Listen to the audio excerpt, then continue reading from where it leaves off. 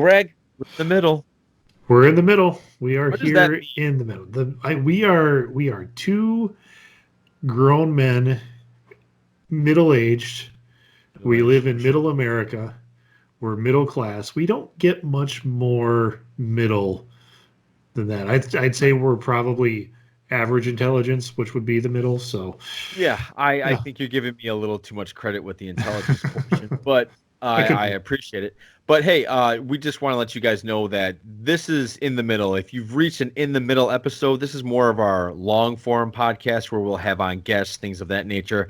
Topic Thunder is just for that little, 20, 25 minutes. We're trying It's to keep it to that point, it's but supposed to be like that, but sometimes we yeah, just go off and it ends up right, being 30, 40 minutes. But right. But anyways, for this episode, we talked to the Wandering Kiltsman. Greg, yes. who is that gentleman? Well, the Wandering Kiltsman is his name is Nic Cornett, and he is a filmmaker. He's a veteran, and he started doing hiking, and not just like on a weekend on a Saturday. Oh, let's go to a state park and go for a hike. He's doing these trails that start on one like at the bottom of the country and they end at the top of the country. He's Right. hiked the Appalachian Trail, often called the AT. He's in training right now, doing a trail in Florida to eventually hit the Continental Trail, which is in the middle of the country.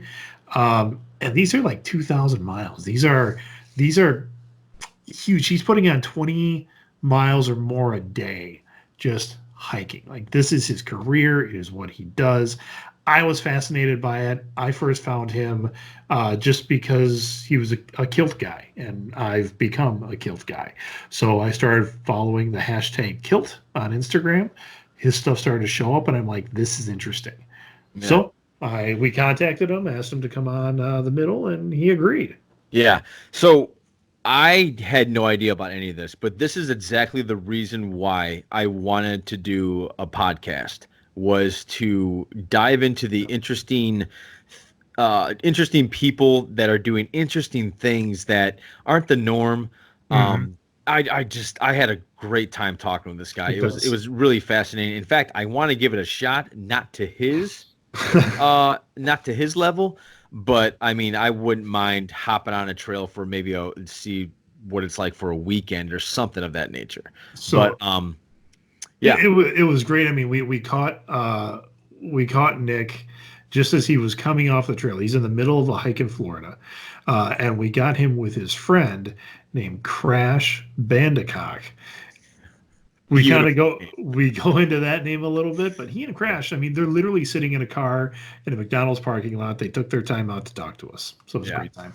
So yeah, that's it. So guys, I hope you enjoy In the Middle episode 4. This will probably be of the Wandering Kiltsman, Nic Cornett. Nat? Hit it, Cornet, Cornett. Cornet. Here you Hit go, it. guys.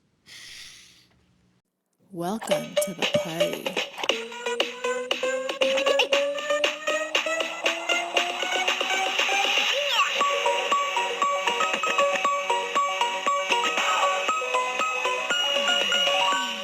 Boom, Johnny and the Greg in the middle. And we have with us Nic Cornett, aka the Wandering Kiltsman.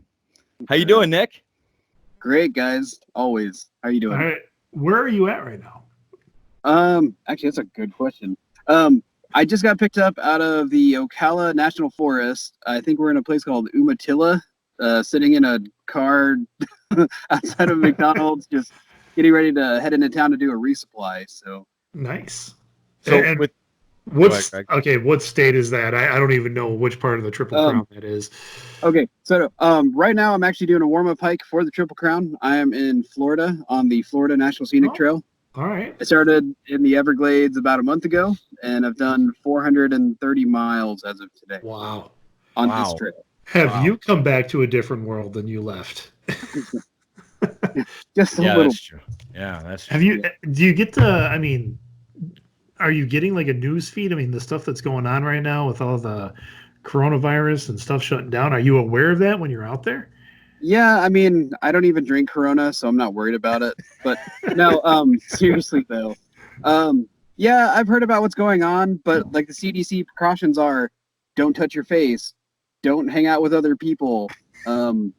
Yeah, I'm pretty covered Yeah. because when you're out through hiking, like your hands are gross anyway. You're Yeah. not touching other people. Yeah, hand sanitizer like it's cool. You just need that for the McDonald's food you're about to get. So Yeah. Yeah. By the way, everybody, that is Crash. Is that your name? Crash? Crash Bandicoot. Crash Bandicoot? Are you serious? Yep. I'm serious. 100%. That is fantastic. How'd you get the name Crash? Well, I was doing a different trail. I was doing the Trans-America Trail, and that's where you do a dirt bike across the states, about 90% off-road. Mhm. And unfortunately, I got out to Oregon and got run over by a truck. So I ended up surviving, but one of my good friends found out that I'm going to survive and keep the legs, so he called me Crash Bandicoot, and that's after Crash Bandicoot, the Sega fully Genesis aware. game. Yep. Yeah. So what are good friends for? So of course that's my trail name. So you're on the topic of trail names. Let's just bring that up right away. Right. Just an interesting bit of that hiker culture is that trail name piece. I mean, do you get to I take it it's almost like a call sign. You don't get to pick your own trail name. Someone has to give it to you. I mean, is there like a dubbing ceremony or something? Like I dubbed thee Crash Bandicoot, and then I think he got baptized by the truck, but Right. Crash got his earnestly. No, as far as trail names is concerned, if you have a really cool trail name, you probably gave it to yourself. But as far as like trail names themselves, usually it's somebody who's already done a thru hike will give trail name to another thru hiker. As far as my trail name, it was voted on by committee before we came up with the LLC for the Wandering Kiltsman. So it's branded, which is good. Exactly. Yep. Trademark LLC. It's a good thing. Crash. I mean, yeah. Sometimes you got to get hit by a truck. Trail name. Not recommended. Yeah. how big was the truck? There you go. Oh, it was at a late 70s, just old model truck with that big heavy metal bumper. Oh, No, I think it was a Jesus. full out 18-wheeler that hit you dead on, and you just went, "Bring it, man!" And then you took it. yeah. Yeah, you should see the truck. No. Yeah, right. That's the story you want. As you were laying down, you're like, "Is that all you got?" Right. It's like, you know what? I'm gonna go hike 2,200 miles after this. Yeah. So I could barely walk right before I jumped on the Appalachian Trail. So that was the coup de grace. That was my last physical therapy session, was the Appalachian Trail. So that's where I met Nick. Which was our first leg of the Triple Crown, and here in a month and a half, we're starting up the second leg of the Triple Crown, which is Continental Divide.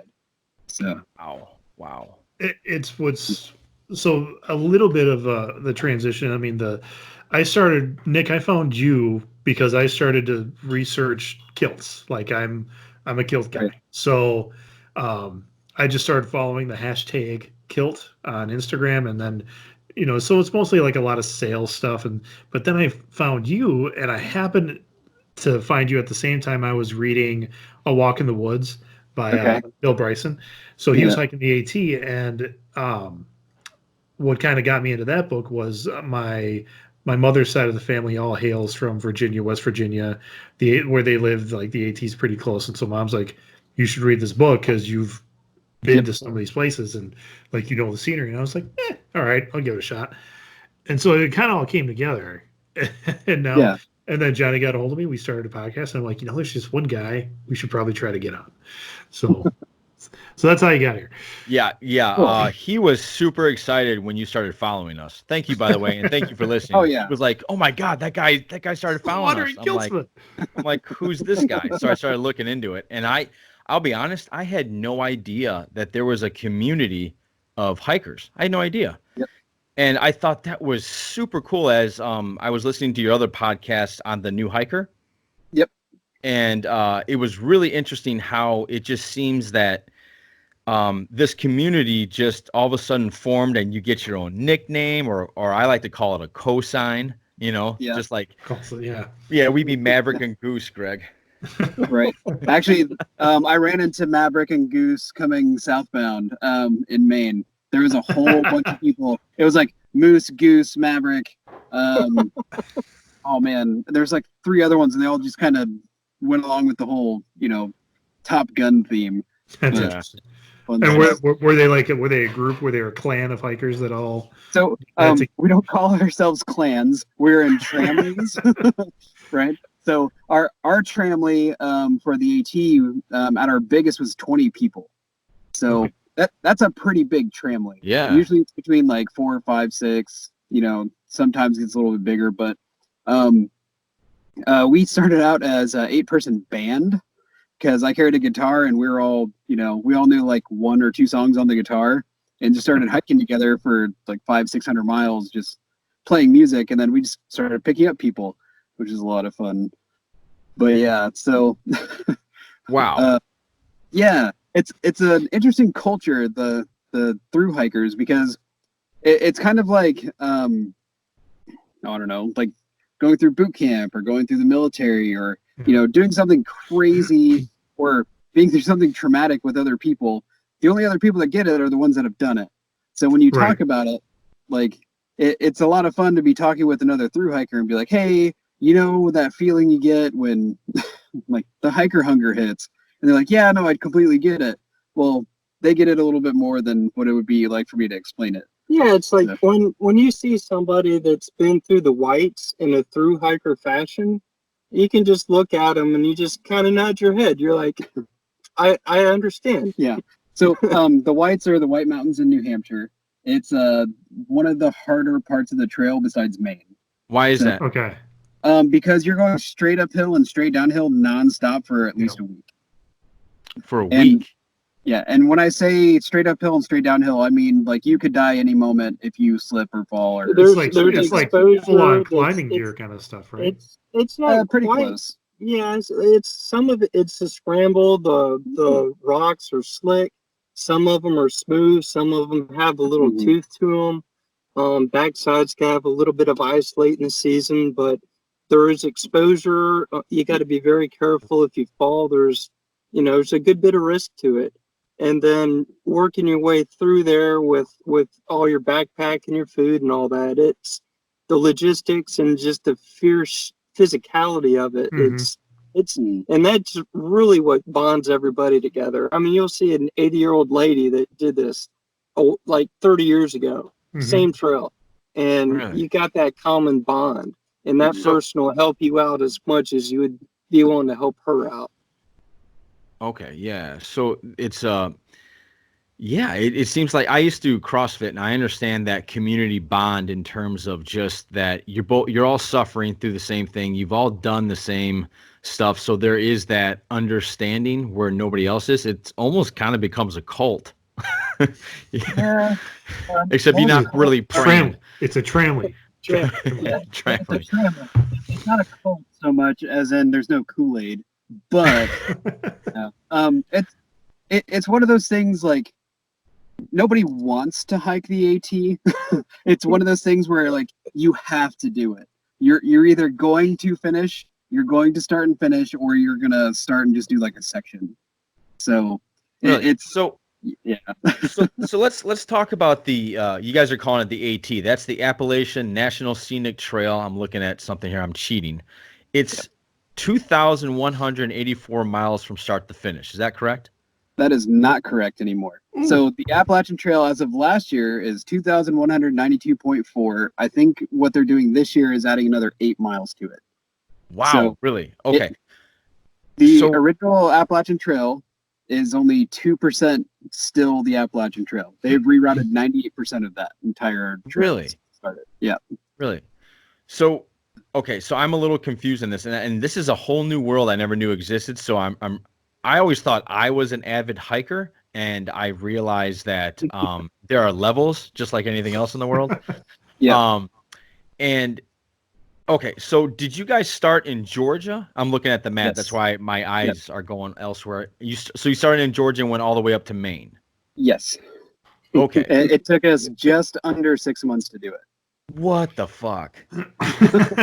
So that actually brings up a question that I've had, and I've had the same question with people that climb Everest, where I mean they're taking literally a chunk of their life, and they just kind of leave it and go Right. do it. How are you guys able to like Nick? I know you're a filmmaker, Crash. I don't know what you do for a living, but like, what do you guys do that just allows you to take that chunk Well, and go hike?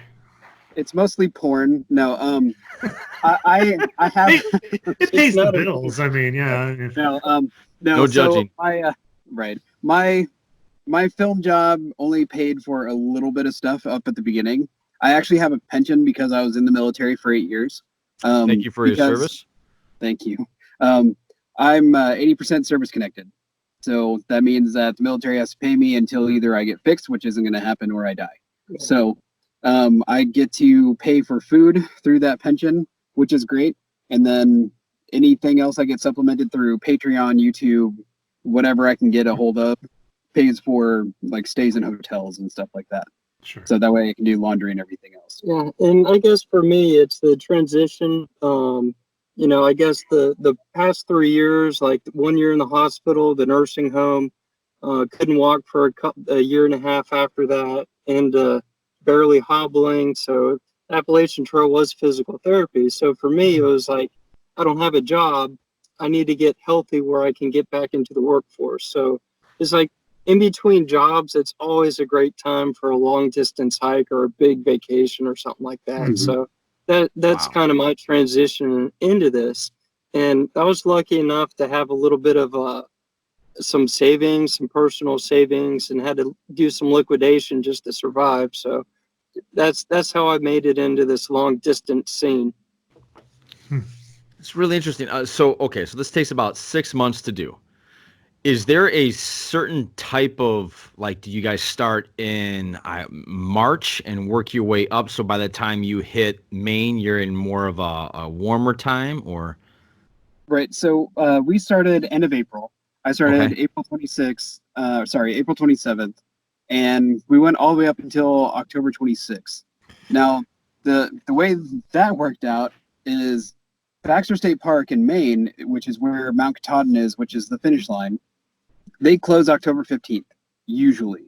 Well, this year they didn't open until like 2 weeks late. So we kept pushing north, where most people do what's called flip-flopping, which is where they make it to the halfway point and then switch up and then come back south. Whereas we Okay. just kept pushing straight through and kept calling Baxter every couple weeks saying, hey, are you still open? Are you still open? Just got lucky enough to get there the last day before they closed because of weather, which they should have closed the day we were there because of weather, but they were nice to us. I was gonna say I saw the picture of you Yeah. at Katahdin in your kilt, and it does not look warm.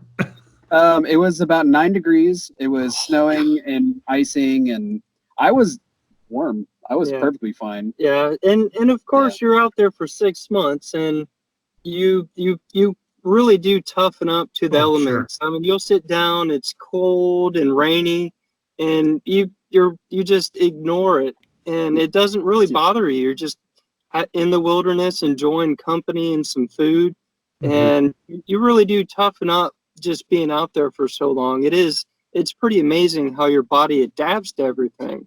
So when it does get really cold, it's not really that big a deal. Yeah, until it rains really bad and you get hypothermia in the middle of the 100-mile. Has Yeah. it happened? Has it happened?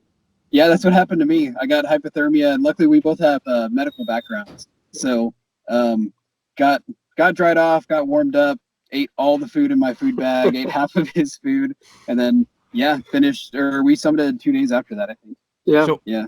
Okay, I want to go back to your food bag. So Okay. the trail, I'm getting this idea that it's not like you're walking past a Walmart, or there's not Walmart stations on this trail or anything like that.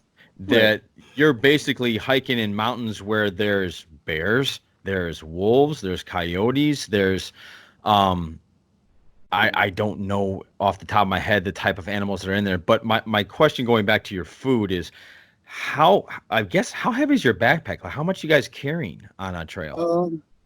So it depends on the season, right? Because I've got two setups. I've got the winter setup and I've got the summer setup. Of course and you then do. the spring and fall is kind of a mix in between the two. But As far as food, it depends on how far it is between town. So if there's like 4 days or 80 miles between town, which can be 4, 5, 6 days, depending on how slow you're going, Yeah. you're only carrying food for, I don't know, 90% of that day. Because Okay. when you're going into town, you want to be hungry. So when you hit that restaurant, you eat all their food. Okay, And so then- you like stop off at restaurants and like little. Right. Right. So Okay, you all could right. be the longest stretch. I mean, the 100-mile wilderness would be the longest stretch before resupplying. And then there's different parts of the trail, or it could be a day, it could be a week or several days. And sometimes it's a little hard to get off the trail and get back on. But you cannot, when you're doing a 6-month through hike, you cannot carry enough calories. So Right, that makes sense, yeah. your body is going to eat itself. Your upper body is going to get skinny. Your lower body is going to look huge. So you make up for these deficits by going into restaurants and just eating everything. And that's just the way to put on calories, because our packs could be 35 to 40 pounds going up and down mountains all day, because the Appalachian Trail, you're up and it's straight down and straight up. There's no switchbacks, because that'd be a 10,000-mile hike. Are you guys allowed to hunt? So no, not always. The big thing with being out there, this isn't a survival experience. And that's the thing that I try to explain to some people. When you hear the Appalachian Trail, these through hikes, people are thinking, oh, you're out there surviving. It's really not. It's more like a super ultra marathon where you're going from point A to point B. There's resupply drops along the way. There's hotels to stay in. There's hostels to stay in. Not every night, mind you, because you're carrying a tent, you're carrying all this stuff. But once every 7, 8 days, you're stopping into town. You're resupplying food. You're getting your filters cleaned out so that way you can filter water. You can, clean your clothes, get haircuts and stuff, and then you just keep pushing on. And then by the time you hit like the 4th or 5th month, you don't have to stop as often because you've got like a rhythm down and you can do 25-mile days, 30-mile days, and just push harder. I see. Okay. So a lot of it's like you ascertain your fitness, you ascertain the trail. How hard is this trail, and how far are we going to go? What's the weather like if it's going to be unseasonably cold? And then you're doing logistics the whole time on how much am I going to eat per day. And a lot of times when we resupply, like at a Dollar General would be like a good example, we'll go through, we'll buy some stuff, we'll go out in the parking lot and lay it all out per day.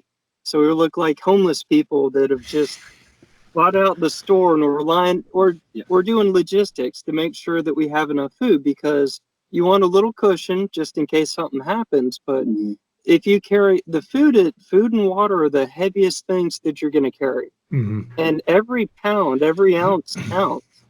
So you want to keep that food weight as low as possible. If you're going to resupply in 3 days, you don't want 6 days of food, because it's around 2.5 pounds per day of food.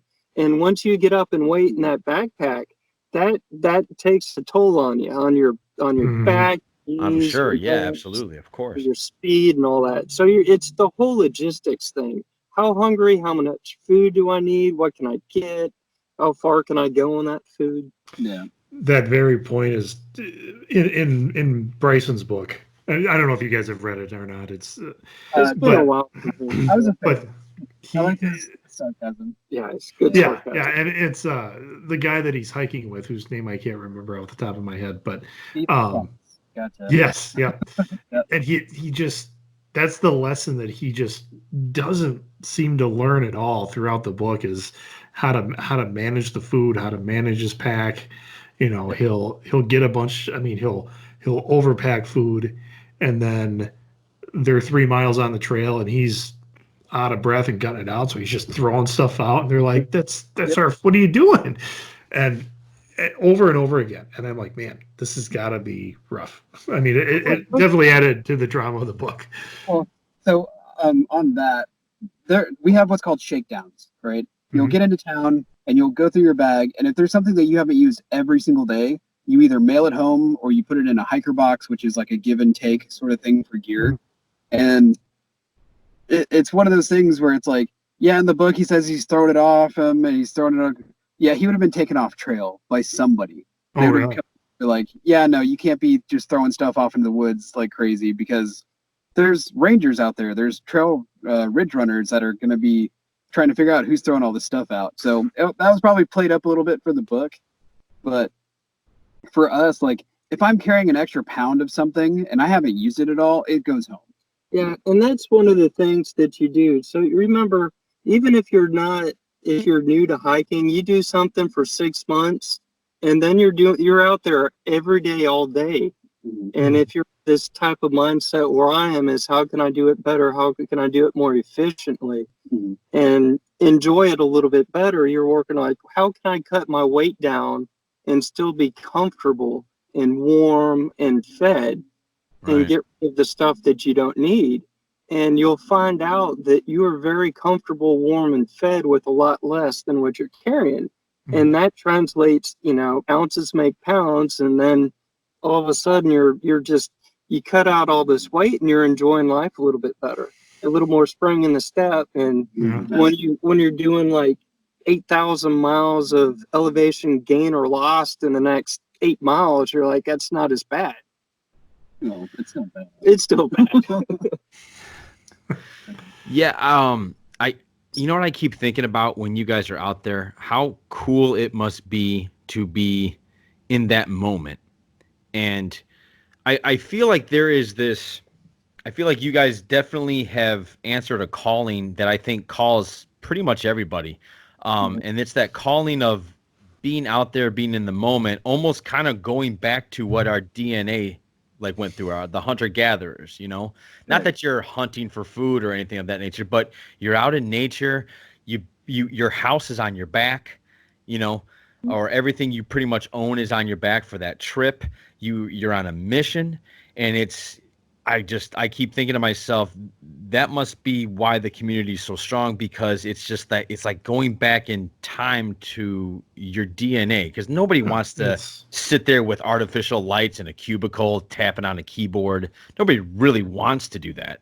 But I think it's that call to adventure. I mean, it really is that kind of primal need. And not to say that ladies don't have that, because they certainly do, but I mean, we're 4 dudes here talking, we can certainly all relate to, like, there's just a thing where you're like, I need to go do something. Like, we need to build something, we need to break something, we need to go accomplish something. I mean, that's primal. Yeah. Well, so part of this experience is like, it's a primitive experience, right? You're carrying like the minimum, I say minimum, the smallest structure you can. You're doing fires every other night to cook with. Maybe a lot of people carry stoves now, but as far as like a calling to go out, it really is something that everybody gets the wanderlust, right? Like, I want to go do something. I want to go travel, whatever. This doesn't really appeal to a lot of people, but the people that it does appeal to, like when we get out there, the reason that it appeals to us is because we like the extremes, right? This is an extreme sport. Like, there's no way about it. It is a very extreme sport. And people that are in extreme sports identify with other people in extreme sports. Yep. The people that climb Everest, they're going to look at us and be like, you guys are crazy. I can never do 10,000 miles in 3 years. That's a lot. That's how much you've walked? That's how much we're going to be walking. So I've done 2,630 something miles as of today. And then by the end of this year, I will be over the 6,000 mark. I forget. It's like 46 or 6,600, I think. Wow. This year. It just blows my mind, because like, I have an office job. I sit in a cube and I struggle to get 6,000 steps in a day. I mean, it's just kind of, to hear what you guys are doing is just kind of amazing to me. And it's one of those things, like, yeah, that sounds like fun. But then I hear about what you guys are doing. I'm like, maybe not quote all that for me. Maybe a weekend for me. So maybe we talk about trail legs, and that's what we call trail legs, is when you actually get in shape. And that takes 500 or 600 miles to get your trail. miles. Yeah, I would imagine. What? So What? maybe 400, and then after that 400 or 500, maybe 600 for some. Then it's like Mario, you get that mushroom and you go up, and then another 500 miles you get to shoot fireballs, and then after that you get extra lives. So every 5 miles is like you unlock an ability, and after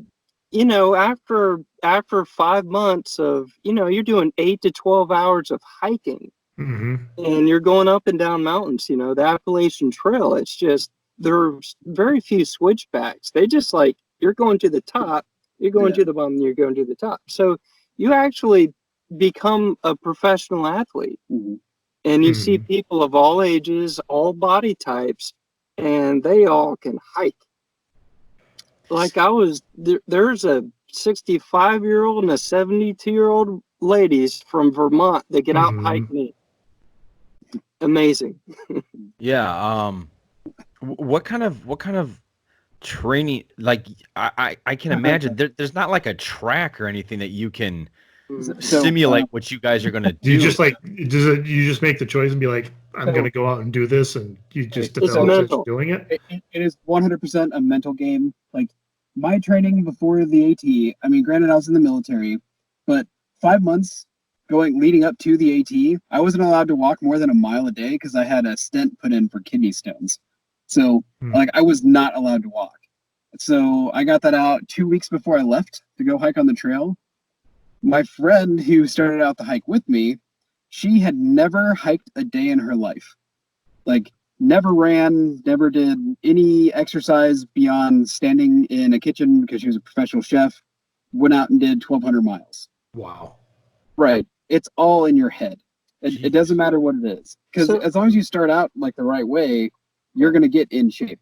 I mean, Crash, he had half a leg when he started. Yeah. So it's all a mental game. Are you going to finish? Well, it's up to you if you're going to finish or not. And of course you start if this is a marathon or ultra marathon or a bunch of them back to back. So you start off slow and you build up. So that Appalachian Trail, you really can't train for it because of all the different terrain. Yeah, that's what I was thinking. You're using every stabilizing muscle and every combination, and your arms are using hiking poles, so it's upper body and lower body. And there's no way to really train for that. If you get on a Stairmaster, you're going to get that cardio and get that build up, but you're not going to get those angles that you're going to get while you're going up a mountain and down. So you just start off a little bit slower and you slowly build up. Like I took it from my training for marathons. You get a baseline and then you do 10% more, 15% more every long week or your long run, and you slowly build up. So you're trying not to have those overuse muscles wear out or tear or have an overuse injury. You just use your head. It's mental. There's going to be aches and pains. You push through them, but you slowly build up. And then, after that 400 or 500 mile mark, like it only gets better from there. And then, holy crap, then you're climbing up mountains and you're like, people they're out for the day. You're like, you got 40 pounds. They got like a water bottle and you're just like, shoo. Yeah. And they're going, you're so fast. It's like, yeah, I just do it. That happens a lot. But that's what professional athletes do. It's training every day, and then you get a rest day every week or so. And how many miles do you guys like get through in a day on an average day? Okay, so at the beginning of the trail, it's usually between 8 and 12, right? Okay. By Vermont, I did Vermont in 7 days, and that's 147 miles. So it was like 20-ish miles a day. My record in Vermont was 34.2 miles. There you go. Wow. And then on this trail, I don't know, I pushed a 23 something right after doing a 22 the day before, just because the terrain is pretty flat here. But this trail is not easy by any means. Just throw that out there. Anybody's like, yeah, it's Florida, it's flat. Yeah, no, it'll kick your ass. Why is that? Why is it going to kick your ass? Well, the first 3 days. Take me into it. Okay, the first 3 days of this trail was waist deep water with snakes and alligators and everything else hanging out around you while you're walking. Oh my gosh. What the fuck, Nick? Right. What are you doing? Welcome to Florida. Right. Yeah. Welcome to Florida. Enjoy your flat hike. You're underwater for the first 3 days. Cool, cool. Are you armed while you're doing this? I've got arms. Okay. Okay. No. But, So, yeah, but do you have like? I mean, are you have like a machete? I mean, I don't know. I'm not asking if you're. I've got a dive knife. The blade is that long, and I use it for cheese and summer sauce. Did you come across anything? Did you come across any? Yeah. Oh yeah. No. When the videos come out, you're gonna see how close I got to alligators. It's my producers with so Hide Hooligans, the guys that are running the video right now with Spectre Artist. They message me and they're like, "Hey, we just saw your alligator videos. What the fuck?" Yeah. Hey, Yeah. Are you okay? I didn't have any option. I was walking through anyway. Might as well record video. Well, you're Well, the that's crazy. So I drove him to South Florida. I had life get in the way, so I've been off trail for a month. Well, anyhow, when we pull over to stop to drop him off, we get out of the car, in this little slough, there's like 20, 25 alligators just right there. It's like, and the trail starts right there. Yeah. And then I walk him in there, and we get a quarter mile, half a mile, and then the water starts. I'm like, all right, see you in a month. Wait, like So, that's considered an actual part of the trail, is like walking through water? How do you Yes. like? Swamps. I'll be posting those pictures here shortly. But so a follow-up answer to a question I usually get is, I'm not afraid of any of the animals that are on this trail, nor was I afraid of any of the animals on the AT. Mostly because the animals that are out there, especially the ambush predators, like the bigger animals, everybody's like, "Oh, Lions, Mhm. bears. right. Are you afraid of the bears?" No, because they hate us. Like, Yeah. they don't want They're to gonna be run anywhere away. near humans, right? Same thing with the alligators. Unless they're bigger than you, they don't want anything to do with you. Which there are some out here that are bigger than me. But if you're making noise and you're, stomping your feet, being loud, those animals are going to see you and they're going to run the other direction. The only thing that actually scares me out here is people. And it's usually when I'm in town. It's Well, you people are in- in Florida. Right. Well, anyway, Florida. people in cars, they see some homeless dude with a guitar on his back walking, Yeah. they start drifting, and there's a lot of road walk on this trail. Mhm. So if I'm out walking on the shoulder, there's 18-wheelers, dump trucks, people in their cars that get way too close way too often. So yeah, I'll take alligators. Okay, so is there like signposts that are saying you're going the right way, or like Yes. There's signs, and then there's what's called blazes. They're little 3-inch by 6-inch paints. It's for this trail they're orange, on the AT they're white. It's Okay. just a small marking on trees. Once you've been hiking long enough, you spot them from miles away. Hmm. It's just oh, one of okay, those things, okay, like, okay. it's one of those things So- that I wish they had them in real life. Where it's just like, oh, I'm going this way. Cool. Yeah, This is where right. my promotion is. It's over there. That'd be 50,000 miles off trail. Yeah, really. So back to the waist deep water thing. I mean, because we mentioned you're in a kilt this whole time. I mean, but like Oh, good. your footwear. I mean, are you in like some kind of waterproof boot or something like that? Oh, I mean, so how I did was. I've been through 8 different types of shoes. But on this trail, I started out with it's called the Ultra Lone Peak 4.0s. They're a mid-height boot. They're waterproof, which doesn't mean anything when you're underwater. Right. There are gaiters on top to keep stuff from getting into my shoes, like sticks and like mud and stuff. Mhm. But once you're underwater, it doesn't matter what shoes you're wearing. You're wet, right? Like World War I, they were worried about trench foot because Right, of something like yeah. that. I'm like, is that a worry when you're doing this thing, or Not really, because I get to choose when I stop. So Okay. yeah? So one of the things that we had to deal with in like jungles of East Timor and stuff is, if you're hiking with everybody else, you have to stay at their pace, and you can only stop when everybody stops. And the big issue with trench foot in World War II is they never really got to stop. They were always in the water. Right. They were always Yeah. in the water. They were always in the trenches. If they took their shoes off, it was too cold. They could get frostbite and their feet would fall off. Mhm. For out here, I just pick a spot every couple miles where there's sun, take off the shoes, let the socks dry out, because the shoes will never dry out because it's Florida. And Yeah. then put the dry socks back on, put the shoes back on, and just keep going. And then once I finally get to a point where it is super dry and it's super sunny, I just let everything sit out for like half a day. and then I make my mileage going into the nighttime. Got it. Okay, so what's the trail called? This one is called the Florida National Scenic Trail. The Florida National Scenic Trail. Yeah. Greg, you're faster than me. Can you get a map up? Yeah, probably. Florida. If you Google the National. Florida Trail, it'll pop up. And it goes from just north of the Everglades at Got it. Big Cypress and goes all the way up to Pensacola, which is where we're headed. Oh my God, how long is this going to take? We'll be done. I'm shooting for April 20th to be done with this one, so that way we can start the Continental Divide Trail. Okay, so I just have to say this right off the bat. I want to say this before I forget this. What is your cell phone provider? Because you're getting great reception here, man. And I've got 3 cell phones now because I'm dumb, but I use Sprint normally, and then when I'm in like the backwoods type areas, Verizon picks up really good. I've always liked Boost Mobile works usually in the in-betweens, and then from what I understand, AT&T usually picks up everywhere that those 3 don't. So okay. at some point when I'm making like, way too much money for what I should be for what I'm doing, I plan on switching over to just satellite, so that way I can do like the worldwide thing and not have to worry about, service. Okay. All right. So this is a warm-up, guys? You're warming Yes. up? Yes. We didn't Okay. say we're smart people. So yes, this is the shortest trail that we've done so far. I'm going to share screen. Keep talking. I'm just going to share the screen to show the audience what you crazy bastards are doing. You can join us. So the Florida National Scenic Trail is 1,108 miles. Wow. It goes from Big Cypress, right next to the Everglades, all the way up to Pensacola throughout the state of Florida. It is relatively flat compared to the other trails that we're doing. It's also the shortest trail that we're doing.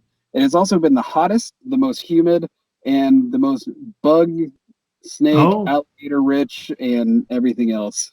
I'm out at bugs, man. I fuck that. Because mosquitoes are nothing to mess around with, I'm guessing, in Florida. Yeah, did you guys see the video that I had up with the mosquitoes? No. I was up on one of the levees, and I've got a video posted somewhere on Facebook or Instagram where it's literally a cloud of mosquitoes that I had to fight my way through, set up my tent, get inside, and they're just on both sides just all night. Like no, Nick. Like, no. Can't even put your hand through them, full of mosquitoes. Oh man. No, I had to kill hundreds of them inside the tent. Yeah. Oh, God. Yeah. Wow. And this is, you're having such a great time. Dude, so it's either work a regular job, 9 to 5. That's not me. It never has been. Or I can be out here doing 18-mile days, getting back in shape. I had to actually get fat to do this year. I had to put on 40 pounds after finishing in Maine because I lost down to 170 pounds from 230. That sounds fun. That sounds like a good time. Right. So gained up to 220. So that way I could do the 4,200 miles this year. And I'm out here. I get to meet new people, which is great. I get to explain what I'm doing, which most everybody's response is, dude, you're fucking crazy. That's just, and they're not wrong. There's got to be something wrong up here for me to go, yeah, 10,000 miles sounds fun. But it's just, I don't know. Being outside is where I feel the most comfortable. And it's like, it's where I like being at, even when it's hot, even when it's cold, even when it's raining, thunderstorming, being stupid. It's just, you'd rather be there. Yeah, I would much rather be there than sitting in an office listening to somebody tell me how to do my job. We like in the whites we're talking about. This is pretty crazy, and we went through like 2 days straight of really cold rain. So one of the ways you keep from getting hypothermia is eat well, but you also keep your butt moving. Mm-hmm. And we finished those 2 days. We kicked its butt, and I mean it was maybe a little mildly uncomfortable when you're stopped, but end of the day, you get in some dry clothes, get in that sleeping bag, you're like, wow, we did something. I mean, the sense of accomplishment, and like, wow, I didn't know I could physically do that. That was pretty crazy. And I'm sure. Yeah, I'm sure. Yeah, there's definitely got to be a high with that. I mean, imagine months of that. It's just amazing. Yeah. And not only that, probably the scenic, the stuff you guys see and the people you meet. I mean, you're talking about a strong community. You're all suffering together. and at the same time, you're kind of alone. And it's funny. I started this new thing now where I feel like right before a podcast, I get a little too much in my head, and so I'll go and take a walk and it's just like 3 miles. It's nothing what you guys fucking do, but I just take a walk for 3 miles, and I don't have any like phones or anything that's going to distract me. I'm there, and you find yourself almost free of all the distraction. You're kind of like releasing all that, I don't know, the crap. I feel better when I come back is what I'm trying to say. Yeah. And I can't imagine 6 months of that. Like, I obviously I admire it, and I kind of want to try it. It just sounds, it's not the Florida, no, I ain't doing Florida. Yeah, but there's other better ones out there probably, but still Florida. Yeah. Sorry. I mean, what was that? Yeah. So, there are, I want to say 14 long trails in the U.S. The Triple Crown is the 3 longest, right? Okay. It's the oldest. Continental Divide is definitely the longest, I think, and then the Pacific Crest Trail is right there in the middle. All right, guys, hang on real quick. This is the 3. These are the 3 hikes that he's done. He's talking about the Appalachian Trail here, the Continental Divide Trail, and the Pacific Crest Trail. Go ahead, man. Sorry. So we've done the Appalachian Trail, which is the one on the far right. The one in the middle we're doing this year, and then the one on the far left we're doing next year because we weren't able to get permits this year. Okay. In between the 2 on the left, we're also going to be doing one more trail, but just haven't figured out what it is yet to make the 10,000. So you need permits for this? Yeah, you need permits for all the trails, but really? For the most part, they're free, right? For the Appalachian Trail, the ones you have to pay for are in the Smokies. It's like $20 for just however long you're there. And then there's Shenandoah, which I don't remember costing anything. And then there's for this trail, I've had like 5 permits, and I'm only at mile 400. So it's just a matter of what parks you're going into, because most national parks you have to have a permit to camp in. Right. You have to have a permit to start a fire in. Okay, yeah, that makes sense. Okay. For the Pacific Crest Trail, I know there's 2 parks that you absolutely have to get a permit for. The CDT, I think there's 4 that I'm going to be getting permits for, but you usually get them when you get to that park. And then with the Pacific Crest Trail, to get a through hiker tag, which is like saying, hey, I'm officially doing a through hike, they have a lottery system. And if you're not on the market, like right there when they open it up online, then you don't get one. It's just, they're gone so fast. And they just started doing that this year. So it's like San Diego Comic-Con. It's sold out in 45 minutes for like 10,000 something people. They only released like 180 permits this year. So wow. 4,000 people did the AT last year. Probably that many people are going to be trying to do the PCT. So wow. So I mean, this is what you do. I mean, you are a trail hiker. It's kind of your living, but you've got like a film company that's kind of. Is this? Are you making documentaries? Are you making like adventure films? I mean, what's the other piece to this? So just like with the trail life, I have 3 partners at the Wandering Kiltsman LLC. It is a production company. We were focusing on the YouTube to get it up and running. My partners want to do long form features, documentaries, everything, which I'm all for, but we have to get off the ground first, of course. This is my 3rd production company. And I think our big thing right now is we're trying not to become a vlog, which is kind of big in the hiker community, as everybody does a vlog. Yeah. But if I could do like an adventure series or like a sort of Anthony Bourdain Parts Unknown type series, like hiking and like traveling the world, then that would be perfect. That'd be really cool. I was just going to ask you if there's any type of trails you'd like other than the U.S. to go hit. Oh, yeah. No, I'm already looking at the El Camino de Santiago. I'm already looking at the Tia Aurora in New Zealand.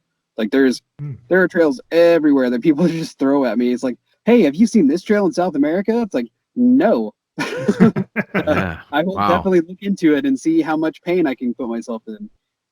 But yeah, Well, and by that, I mean, when you're talking like other countries, and because you said South America, I mean, you could be going to some fairly hostile environments absolutely. as well. right.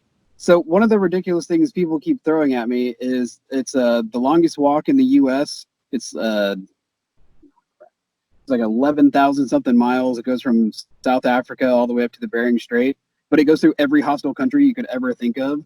So in order to do that, I would need to have my own security team. Yeah. Like I'd have to have like a support van for most of it. Like there is no resupply. It's your people have to bring you stuff. Wow. So it's like there is all sorts of stuff everywhere, all over the world. It's just a matter of how do you make it happen? How do you make the resupplies work? How many shoes do I have to buy before going out there? Right. Yeah. Go through a pair of shoes every 400 miles. Yeah. Have you guys heard of Colin O'Brady? No. He's a guy that transversed Antarctica just dragging a sled. Like he walked. Yeah, I know the story. I know the story. Yeah, do you consider him a hiker, or like is that considered a hike, or is that just something else that he just did? Whatever it is badass. I would call it like adventure or like explorer, because you're with hiking. There's kind of a safety net. There's a town within a certain amount of space. Yeah. Okay. Yeah. Hiking across Antarctica, there are 4 towns down there, and they're only open 3 months a year. Yeah, I didn't even think. Look into Antarctica. I want to go. So anybody that's watching, if you have a hookup to Antarctica, like hit me up. Well, I mean, it's fascinating though on skis and then whatever you call it, the toboggan, whatever. Mhm. I mean, you can load that pretty full and have a lot of supplies, and That still sounds you're miserable. really efficient with that. I mean, it's just amazing how he packed all that in and how all that worked. It's fascinating. Yeah, no, it's a And very fascinating story. Yeah, I was impressed by it. So I'm sorry, guys. I'm still a little mind boggled that you guys. I'm looking at your Continental Divide Trail. It's 3,100 miles. It's closer to 3,000 now. So now we can do a little compare and contrast. Even though we haven't done the Continental Divide Trail, a lot of people have. So that's a lot of our research is other hikers that have, had blogs or written up or have books or whatnot. Mm-hmm. So the Appalachian Trail is considered the hardest just because there's no switchbacks. They just throw you straight up the mountain, straight down the mountain. Okay. And do that the entire range. It's ridiculous. Well, so the elevation gain and loss on the AT is like going up and down Everest 5 times from sea level. Right. From sea level. Right. So we're the Continental Divide Trail and the Pacific Crest Trail. They've designed it for pack animals. And so it's the grade is no greater than like say 7% or something like that. Right. So when you hit that on the upside of the mountain, if it hits that grade, you're going to start getting switchbacks. Right. So it does make the trail a little bit easier, but it adds a lot of length to the trail. Mm-hmm. Whereas on the Appalachian Trail, if they did that 7% rule, it'd be a 50,000 mile trail. Yeah. So it kind of shows you a little bit how gritty that Appalachian Trail is, because you see the peak of that mountain, that's where you're headed, straight up. There's a few they did screw up and put a few switchbacks in there, but there's not that many. What's the highest point's the one you hit in Maine, right? Mount. No, so the highest point of the AT is Cleveland's Dome, and it's 6,065 something. I don't remember. Guys, forgive me, I'm stupid. Do you need oxygen for that type of thing, or no? So, well, for me, and it's all very personal too. On elevation, before I did a lot of mountain biking, so I can personally feel the altitude around 4,500 feet. Mm-hmm. And that's something that would take about 2 or 3 days if I'm in shape to kind of acclimate. And then if you go up a little bit higher, it takes me a little bit longer. So I don't think the Appalachian Trail, you're going up and you're going right back down. So I don't think the altitude is really going to affect you too much. Right. Like in the Smokies, you're above 5,500 for a long stretch, but I don't think the altitude, especially when you get there, you're going to be in enough shape or it's not really going to get to you. Now, the CDT and PCT, you're going to be at elevation a little bit longer. So That is, we're gonna have to pay attention, like how you breathing well, making sure you drink enough water, you're not getting a headache. Right. And some people are sensitive, and sometimes you can get dehydrated and get in a little bit of trouble with altitude. So it's just something to look at. And we don't know. I mean, I haven't done a long distance hike at altitude like that. Like before, it's like, yeah, I spend a week in the Rockies, right? Mhm. So you're not going far each day and you come back down. But so that's just something that we're gonna have to pay attention to and adapt, just like everything else. Yeah. Well, that, and it's like the only real big difference that you'd see up at like 5,000, 6,000 feet is the weather, because the clouds move a lot faster up above 4,000 feet. The rain that's coming through, you're usually there where it's forming, so you get wet really quick, you get cold really quick, but you get hail in the eye really quick. And Hail in the eye, really. Hail in the eye. It's like the perfect shot. I was recording an open for a video, and he's recording it. It's like, hey, what's going on, guys? And right in between the glasses, right in the whites of my eyeball, just a freaking hailstone is about like that. So I mean, like at the Rockies, you're at elevation. I mean, the weather can change in a heartbeat, but on the Appalachian Trail, it can too. If you're at 6,000 feet, that little rainstorm turns into hail, and it can get into the 30s really quick, and you're nice and warm, and all of a sudden you didn't get that rain jacket on there. You're soaking wet, covered in ice, and you're like, oh shit. Yeah. So that brings up an interesting question. Have you guys ever been on trail and then suffered any kind of injury that you had to deal with? And I broke my wrist in Maine. So there's a small bone in here that I felt crack when I came down hard on it on a slip, because my trekking poles, the two tips had worn off. Didn't really realize that they had broken off that day. Slipped, came down, heard it crack, felt it, just had to soldier on. We were in the middle of the 100-mile wilderness. So I was lucky on injuries, but we did have one of our friends that we met along the trail. She was behind me. It was just me and her for this long couple 100-mile stretch. She was behind me. She fell and put her arm out and dislocated her shoulder. So she hiked back to a group, and luckily one of the guys like, yeah, I have a coworker, it goes out all the time, let me help you out. Opted back in, and this she was so tough, she finished the whole freaking trail. Good for her, man. She did 18 miles the next day with a pack probably yanking on that shoulder. Yeah. Oh. Mental game. I mean, that's tough. That's a lot tough for me. For sure. I mean, it's just amazing. Speaking of like just injuries, things like that, when you guys get into a hostel or you guys get into a hotel or a motel, besides sleep and drinking plenty of water, what kind of recovery methods do you guys do? Do you like stretch? Right. So water is absolutely right. Your calories. You're just looking at calories. If you're lucky enough to get a hot tub, for about 30 minutes, probably one night. But you're drinking a half gallon of chocolate milk. You're drinking a full thing of Sunny D. You're eating every food that you can. You're popping blisters. You're shaving down calluses, fixing gear, replacing gear, and then you're trying to rest as much as you can, but you usually don't get a chance to, because when you are in town, you're getting your food for the next week. You're checking your mail that you had sent to yourself, or just walking around to see what restaurants there are, because you want to eat everything. So you're packing that, you're in that calorie deficit. So you're trying to pack the calories on as fast as you can. I mean, you go through everything. The simple sugars all the way to the complex carbohydrates. You're just blowing through them. So the diet sounds amazing, guys. You just gotta. I mean, the diet is awesome, by the way. So, I would go through a pound of Gushers a week. Like, I would eat as much junk food as I could get my hands on, just so I could keep. So then that's the crazy thing. So y'all are fit people. You do CrossFit, you train, you do all these other things, and you keep a diet, right? Because a lot of us are sitting down.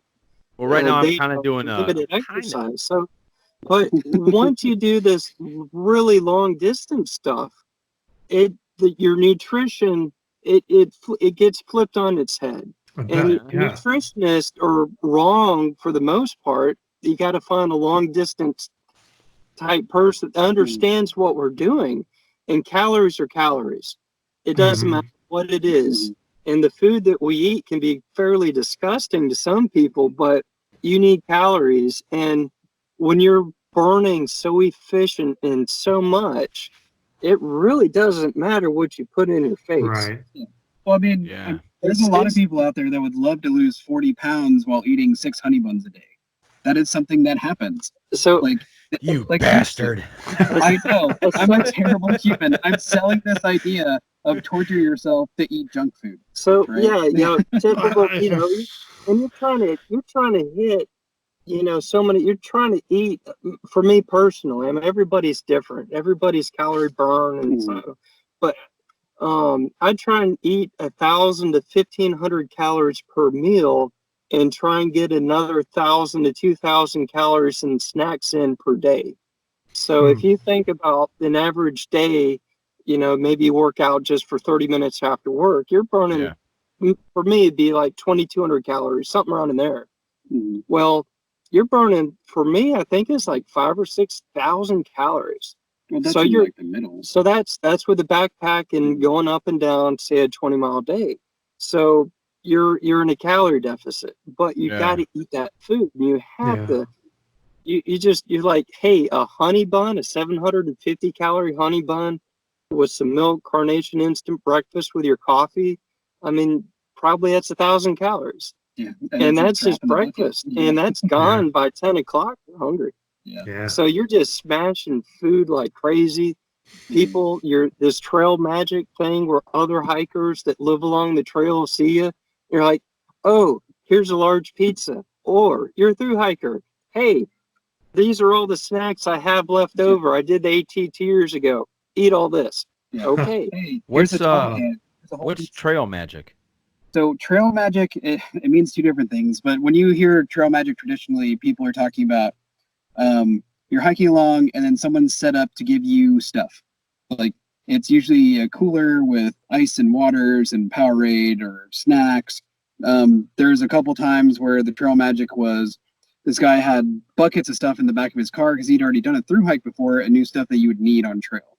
So you come up, it's like a random resupply that you weren't expecting. So there's like weed? Sometimes. We call it. Hey, I'm telling you, trekking through waist-full water with alligators and snakes, and mosquitoes. That's probably where I would. I would need something to calm down for sure. Just saying, it is medicinally legal in Florida. Anyway, not that I would know.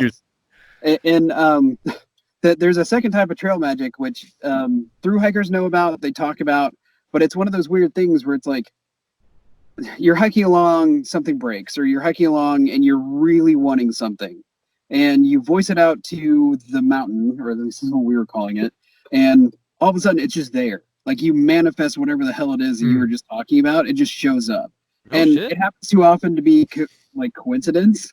Like, no, I mean it happened to us in our group dozens of times. Yeah, like there's one stretch, like crap, I don't have enough food. It's like I'm gonna be down 500 calories or so, and when you're down calories, that affects your height, of course, because you're gonna go strong. But once you start losing those simple sugars to get you through, you start dragging. Yeah, or you see somebody. So anyhow, I was like, well, we're out here for 3 days. This is a little bit of a rough stretch. I'm going to be down a little bit in food.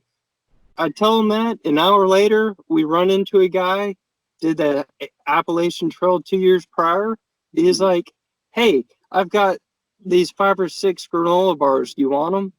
And that was perfect. Not enough, or not too much, not too little, but perfect. Right. And that happened along the entire trail. Yeah. Or, hey, my headlamp. I really need to get a new headlamp, and then just walking along and find one hanging on a post. Yeah. These are things that happen. So you're just like, you have to voice it first, apparently, because if you're just thinking about it, it doesn't happen. But if you say something to somebody else just in passing, or for me, if I'm hiking by myself and I'm crossing at the mountain or whatever, then it just happens. something will just show up. It makes no sense. It is completely coincidental. Well, the Magic Trail fairies won't hear you if you don't actually say it out loud, and then they can go do their thing. And... Yeah. Well, see, the thing is like, it sounds funny, you haven't experienced it, but anybody that's actually been through a through hike that's listening is like, yeah, no, that totally happened to me, like XYZ times. Yeah. It's one of those things. Trail magic is a real thing. And so, it's one of those that you just have to experience first.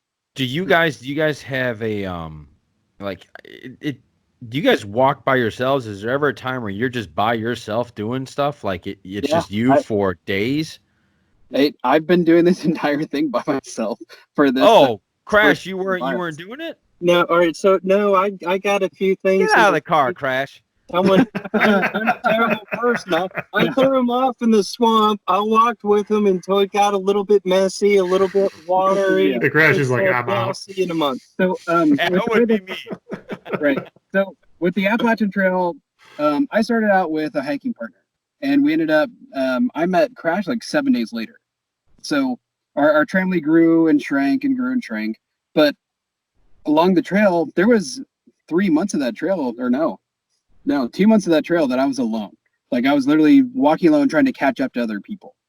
So it does happen where you're hiking alone. And actually, it's pretty easy to hike alone. If you want to have like alone time, like people are just pissing you off and you need like your space, all you do is just wait an hour and you can walk and be like 2 hours from a person and never see anybody all day. Yeah, and you can do that for a week too. So I mean, there's times where you'd see people like in that morning, you wouldn't see them until the next day, or you would see them at that next shelter or something like that. So and of course there's different personalities, and people say hike your own hike. So if there's somebody that wants to have a different pace or different mileage, you can let them do what they want to do. Or if you don't like what they're doing, you can let them get ahead, or you get ahead. I mean, it's cool. That easy. Or drop them off at the front of a trail and not show up for a month. Yeah. Well, that's pretty well accepted, right? I mean, just kind of that overall, if you want to be in a group, you can make some friends or hike in a group. And if you want to be alone, you'd be like, no, I'm doing this on my own. And people are generally cool about that. Yeah, I mean, there's everybody on the trail is cool. We got a common goal and all this other stuff. But I mean, we're all humans.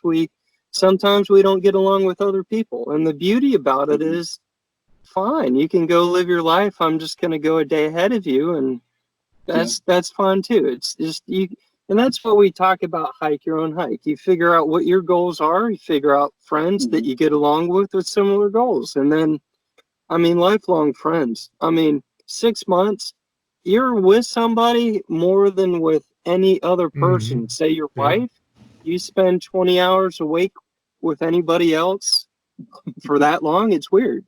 You really get to know somebody in a very short time. Wait, you said 20 hours awake? Yeah. So you sleep 4 hours? Sometimes, that's an extreme.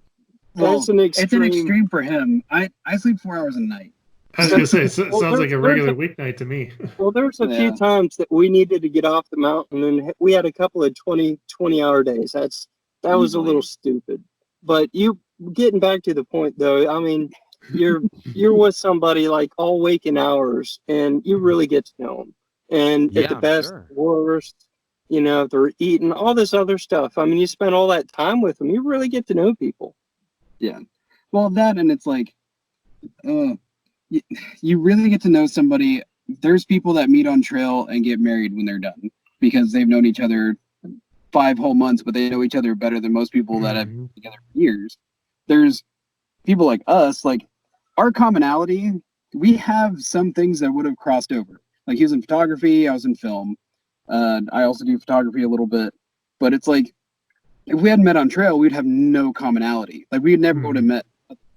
Well, because we've done this, we're going to be doing all these hikes together now. And like, I don't care what happens in the future. Like we're going to be friends until, one of us kicks the bucket.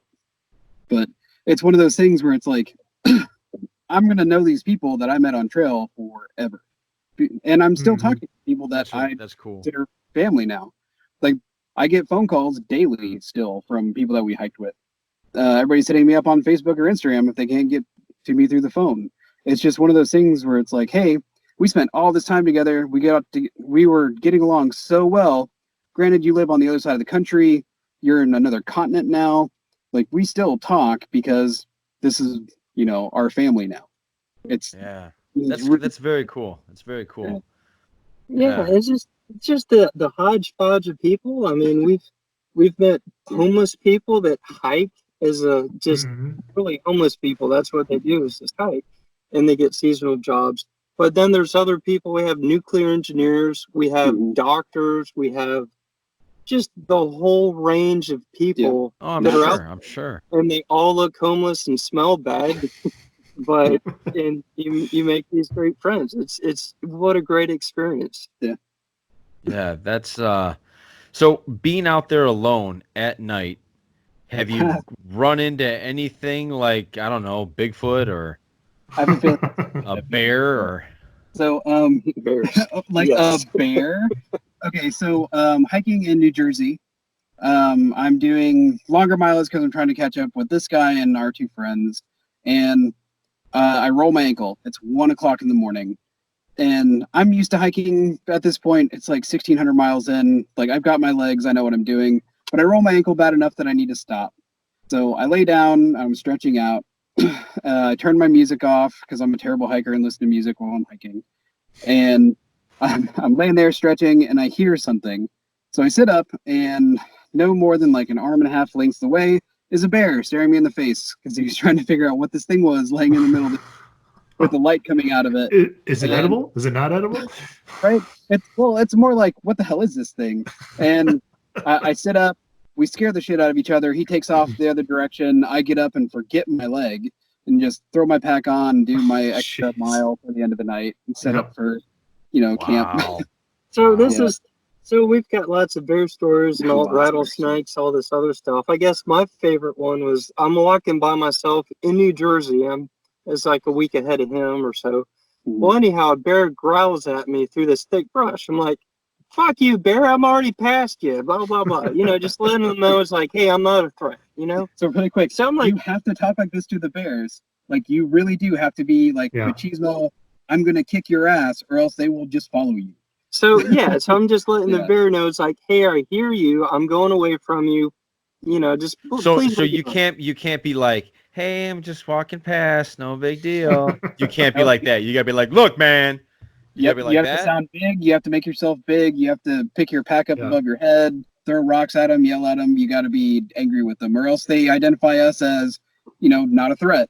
Yep. Humans need to be a threat to bears, so that way they leave people alone. So anyhow, and this is a big stretch by myself. So I get into my tent, and I got a place where I can get some cellular service. So I'm like, and it's like, how big can the bears be in this place? It's not really that much forest and all that. Well, one of the places I was doing logistics for the next day, and we're going to come into a town, and they got the world's biggest Cabela's there. So I'm seeing in the comments in one of these things, this app that we use, that the biggest bear in Pennsylvania or New Jersey was 830 something pounds, over 800 pounds. Whoa. And I was thinking, it's probably a couple 100-pound bear. No, they come off the mountains, they get into a cornfield, they eat the whole fucking field, they get huge. And it takes them weeks and weeks and months to get the permits to take and euthanize the bear. Wow. In the meantime, the thing gets huge. So these bears are monsters out there. Well, they can be. They can be. I was thinking, just a little dog-sized bear, whatever. No, that could have been huge. So we saw. Crash, do you carry any weapons? No, they're too heavy. You sweat on them. They can get rusted up and all that. So. Okay.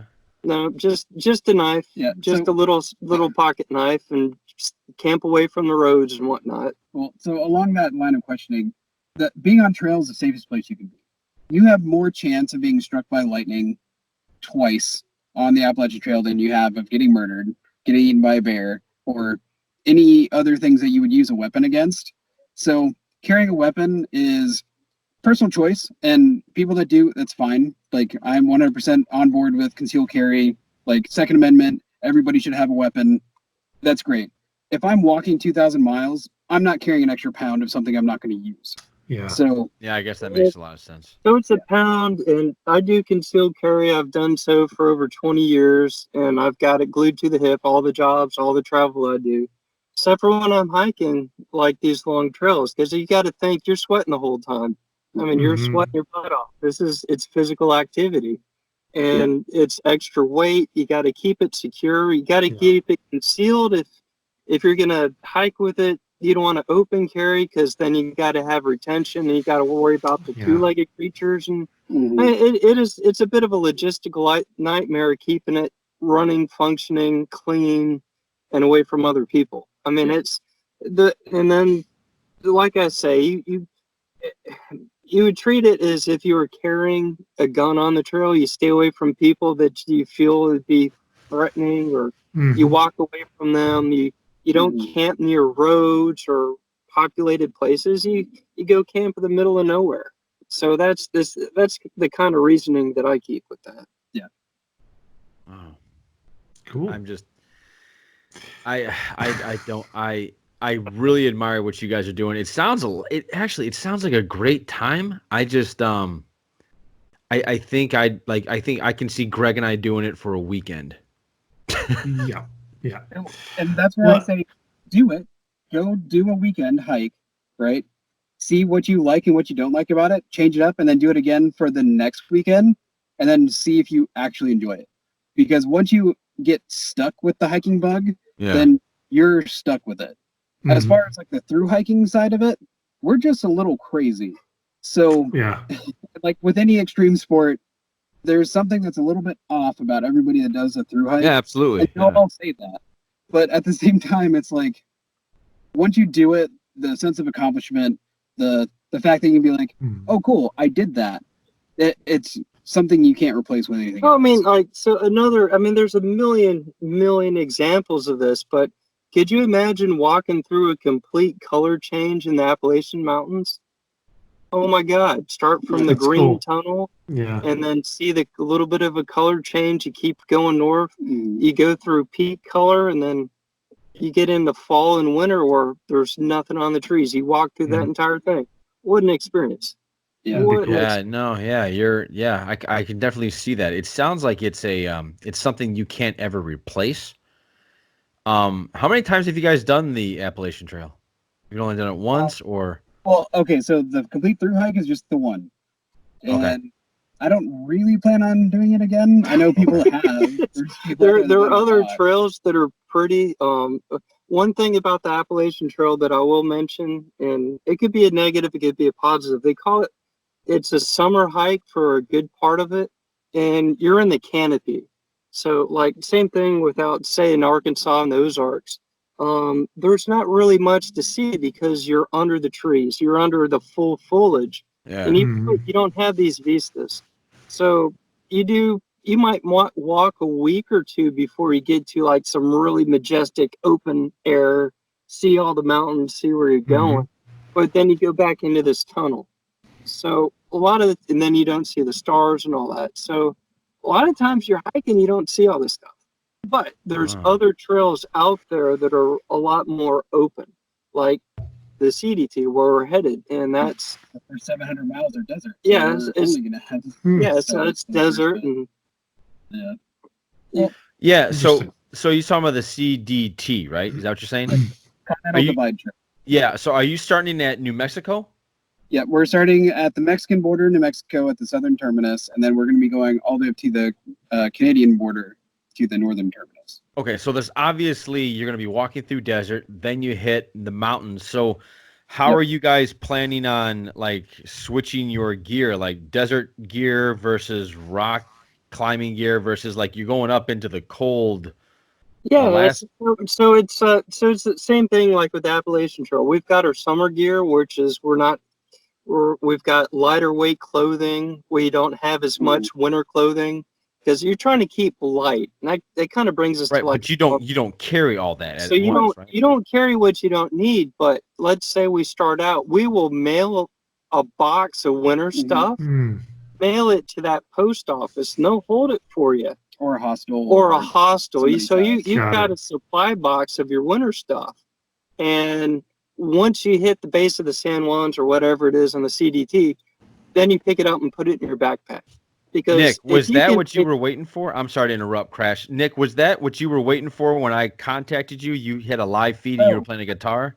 No, I was waiting on the phone that we're talking on right now. Oh. He likes losing phones. Yeah, I'm really good at losing really expensive things. So on the AT, I went through 2 really expensive cameras. I lost my really good phone in Maine. I was hiking along the road, of all places, south of Clewiston, and my phone just vanished. Like it was in a pocket, and then it just wasn't. And I know I had it within a 4-mile stretch because I was trying to get a lift to get into this town to do a resupply. Ended up walking the 8 miles into town anyway. But I went up and down this road stretch for hours. It was 2 or 3 hours. It was raining the entire time. Couldn't find my phone. Ordered a new phone. Had it sent to this ranch in the middle of nowhere. And I was sitting there. They let me use their Wi-Fi. I was sitting there jamming out. And yeah, no, I was waiting on the box to show up with my new phone in it. And whatever else he sent me. A bunch of food and, oh man, just random sundries that you want when you're on trail. So that's one of the things. You can have someone send you a box of food and resupplies on the trail, and a lot of the post offices, you've got cottage industries along all these trails, like hostels. The post office, you can send a box and you can hold for a through hiker. They'll hold it there for you. Yep. So you show your ID, you get your box. It's a resupply, or you can send it what's called a bounce box. So let's say you start off, it's cold, you got some winter gear, it warms up. Now that winter gear could be 2 or 3 pounds, your long johns, your puffy jacket, and it's going to be warm for that next month. Well, I don't want to be carrying 2 pounds if I'm not going to use it. So I'll pack it up. When we walk to the next convenient post office, you box it up and you send it to the next place. Oh, it's okay. just what All right. we call a bounce box. Wow, you guys got it figured out. So do you have? This is. I mean, people cater to you. I mean, you've got people that'll give you rides. Very cool. You know, like your restaurant owners that, or maybe there's a really cool little RV park that's got a grill. They'll come pick you up. I mean, you're a rich homeless person. They're dollar signs. They like your business. Yeah. They'll cater to you, and they're awesome people. We love it. So there's we went to get some biscuits and gravy on the AT, or we camped at a little stream. That's a good spot and to get we had cell phone reception. There's hey, there's a campsite 1.5 miles, 2 miles up the road. They'll come get us.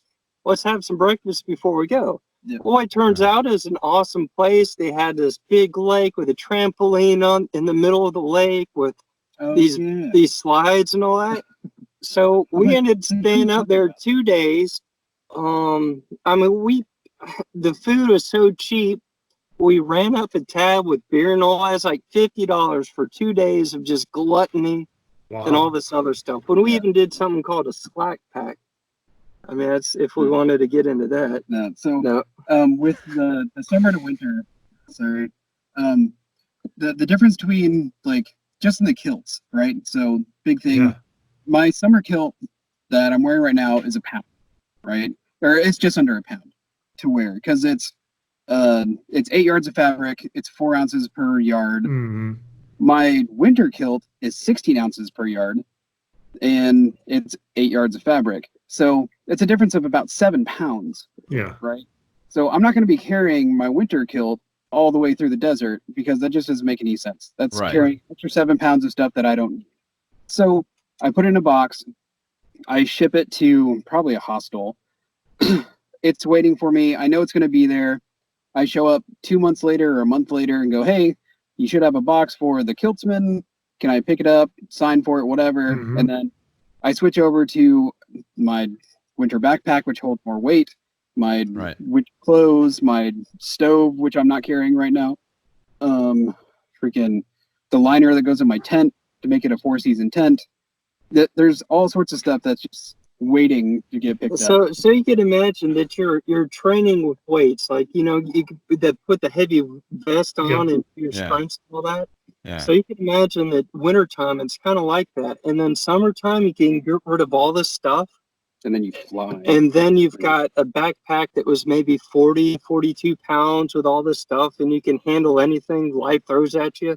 And then it's summertime. It's really hot. You don't need your jacket. You can go to a lighter sleep system. Your sleeping pad, your sleeping bag. You can go a lot lighter. And all of a sudden, you drop 10 to 12 pounds out of your backpack. It's like taking that weighted vest off. Sure. I see. Okay. Yeah. So it's Nick, amazing. Nick, I gotta ask. You brought up the kilts again, which I'm just totally interested in. Are you brand specific on some of your kilts, or are you like your summer kilt and your winter kilt? I mean, you dropped your phone. I'm like, they do make them with pockets. They do. So I'm actually a big fan of Damn Near Kiltum. They are not a sponsor right now. I would love if they wanted to sponsor me, but they're not. Shout out. I was gonna say I would agree because those are the kilts that I have are Damn Near Kiltums. Right. So they're really good quality. They're amazing. Their hiking kilts are nice and lightweight. They dry really quick. Big fan. The kilts that I'm wearing right now, I have one Damn Near Kiltum, but I can't wear it yet because I'm still losing back down to the weight that I need to be to wear that one. Got it. The one I'm wearing right this second, I got for $10 off of the Wish app. I've often tell them like, ooh, I should do that. But I always worry about size. You get what you pay for. Yeah, I bet. So this thing is falling apart like it's cool. The buckles on it are a joke, but it's really light. It's really airy. It works. Yeah. The one that I usually wear while hiking, my wool kilt, I got off of Amazon a long time ago, and it's literally just called The Kilt. There is no brand on it. It's just The Kilt. Huh. And then the one that I wore on Katahdin, the one that you see, the 16-ounce one, I actually got at a kilt store. Well, it's a Scottish store in Manchester Center, Vermont. And I had got in town. I hadn't had a kilt for a month because I lost one in the Shenandoah River. That's a story for another time. Oh, that's gotta hurt. Are you sure? Are you sure it's a story for another time? You can't talk about how you lost a kilt in a river? Okay, fine. We were doing what's called an aqua blaze, and I was in a kayak, and I had all my stuff on it. And this kayak was rated for about 200 pounds. I weighed probably 200 pounds at that point, plus my 40-pound pack, plus all my other stuff, plus all my camera gear. Ran into some really sharp rocks because that's what they have in the Shenandoah. It punctured a hole in the bottom, flipped the kayak. I lost the camera, lost the kilt, lost some other clothes, lost a bunch of food. Yeah. So anyway, really quick, setting up what we call an aqua blaze. It's so we're not really traditional through hikers, right? So you can have like a true traditional person that hits every inch of the trail as it's meant to be, right? And they don't. If they go to a viewpoint and that viewpoint kind of goes around and called blue blazing. They'll come back and they'll walk backwards just to make sure they do every inch of the trail. Right. And we call them purists. So that's a purist. So we're not quite purists. So when we hit the Shenandoahs, it was in the mid 90s and upper 90s. And when you're hiking up and down mountains, that's pretty freaking hot. Yeah. So Hey, Nick, going back to the kilt, why sell me on it? Because I don't get it. So he and I have had this conversation as well, but I want to hear your take on it. Yeah. So here's the thing with the kilt. A&P, anatomy and physiology. You're wearing pants. It's cold. It's the winter. You're separating the two warmest parts of your body, right? And that's your femoral arteries. It carries the heat from the core down to legs, back up. And your groin is the warmest part of your body. Skin to skin is the best way to transfer heat. If you were wearing, say, underwear or shorts, you're separating that heat transfer. So when you're wearing a kilt, you're going to be warmer. In the summer, if you need to cool off, granted, you're going to keep moving, you're going to sweat anyway, but you can stop and let the breeze go, which happens, especially when you're on top of a mountain, and you cool off a lot faster than if you're wearing shorts or pants. Okay, So, I didn't know about the femoral. I'm going to mess up the word. The arteries. I didn't. Right. So you don't wear biker shorts underneath it. You are just free balling. Right. So if you wear anything besides shoes and socks under your kilt, it's a skirt. Right. Greg. Right. So I wear There were kilt. children present, John. So if one of the other main things on trail is hygiene, right? If you're wearing shorts and pants and you need to go to the bathroom, you're gonna go. It takes forever. Whatever can you do? Yeah, there's techniques involved. Yes. Right. So you're gonna go and you're going to do your business. You're gonna have to, be fumbling with everything, and then you're gonna have to wash your hands. If I need to go take a piss, all I do is lift up the front. I don't have to touch anything, and then when it's done, I drop it. And then if I have to go, say number 2, it's the same deal. All I'm doing is lifting up, doing my business, wipe, wash my hands really quick, and I'm done and I'm moving. Well, I guess one of the things is you can't shit yourself in a kilt. Yeah. Crash, do you wear a kilt? I do not. No, Crash wears giant puffy pants and shorts, and I'm a skinny guy. I don't like cold. Now, talking about that, it's like there's no bad weather. There's just bad clothing options. So, right. Well, so with the kilt, the heavier the kilt, the more warm you're going to be. Mhm. So when I summoned a katana, and I was wearing an 8-pound kilt. I'm moving. I'm generating a sweat just from moving, carrying extra weighted clothes. Right. Yeah. And then, the only parts of me that got cold up on top were my calves because they were still exposed because I didn't get long enough socks for that day. And then my face because there was ice growing on it. So when people ask me, "Oh, aren't you cold in your kilt?" It's like, no, that's actually the warmest part of my body right now. So yeah, as far as like hiking in a kilt, I use what's called Body Glide. When I was running marathons, I discovered it. It keeps everything. I do know about Body Glide. I did a ruck once, and I used that stuff on the ruck. And it is amazing. So Yeah. now I can add a little bit more on the kilt too. So when it is cold and you're trying to keep the calories, you're trying to keep your core warm, you don't want to waste heat by like sitting on a rock. And when you feel that cold, you're losing your body heat, and it's precious out there because it's calories. You're carrying your calories. You want to eat as much as you can. You don't want to waste it warming up a rock, right? So you don't let that steal your heat. Well, he's got 2 layers of wool on there. He can just plop his butt down on there, where I got to get my little tiny sit pad and insulate my butt, and where he's got that. And then, of course, sleeping at night or whatever, he's got an extra. If he's not going to wear the kilt to sleep, he's got this big wool thing that he can insulate under his sleeping pad or on top. Yeah. So, just wearing the kilt, there's a lot of utility with that kilt that I've seen them use. Mhm. Yeah, I've used it as a tent before. We did what's called cowboy camping, which is where you go camping without a tent or bivvy or anything like that. And what I did was I took my trekking poles and set them up on either side of my sleeping bag, took the tent, put it up over top of where my head was because it's starting to rain, and then just stayed inside my sleeping bag. It rained a little bit, but I didn't get wet because I had my kilt tent. Oh yeah, I ran into a Scottish guy. He wouldn't shut up about all the 500 uses of a kilt. Oh yeah. It's like you could do this, you could do that, you could do this, you could do that. And you're like, all right. It's like, yes, I know. It's like I've used all of them. Yeah.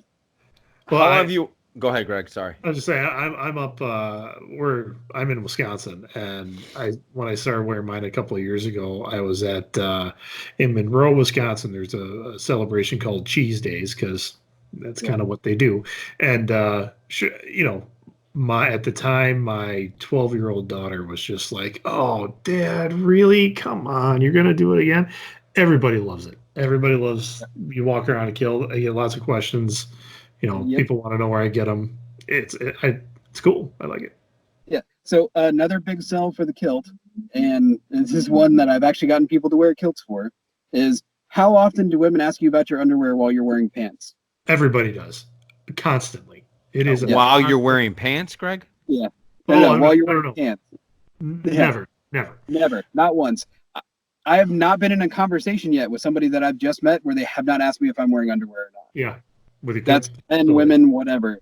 But it's really funny because people come really comfortable with you really quick because you're wearing a kilt. Yeah. And women that I've never met before that don't even know my name yet will come up and go, "So, are you wearing underwear under that kilt?"